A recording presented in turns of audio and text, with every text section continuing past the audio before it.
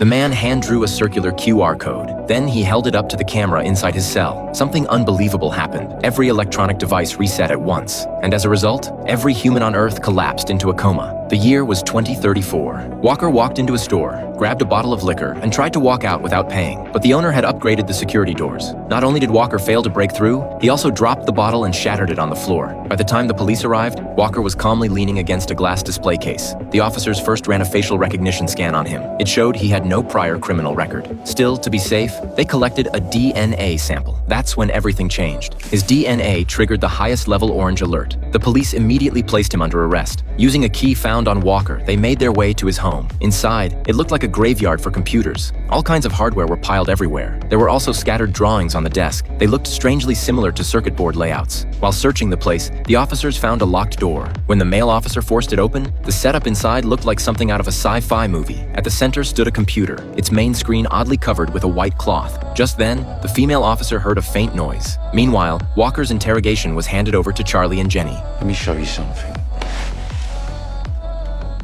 Do you recognize this suitcase? Yes. So you know what's inside it then? A body we can't identify.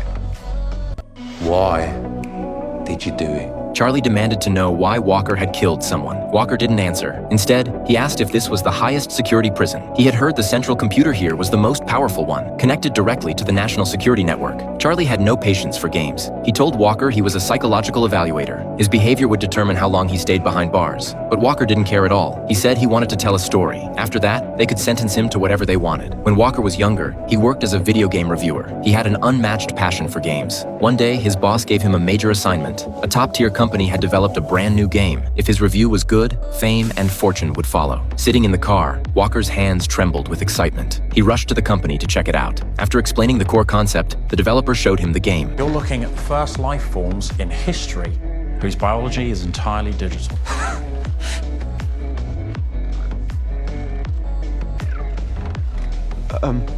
How do I control them? Why do you want to control them? Developers ask Walker not to think of them as characters. These little yellow beings are real, living life forms. Walker's role was to act like a god. He would help them reproduce, teach them skills, and guide them to build their own world. Although the initial code was written by the developer, it would continue to evolve on its own. Even the creator didn't know what it would become. Everything depended on how these beings developed.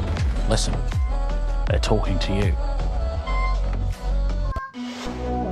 What are they saying? I don't know. They developed their own language. No words, just sounds. I didn't even have to design that. They just did it. The concept completely blew Walker's mind. When the developer wasn't looking, Walker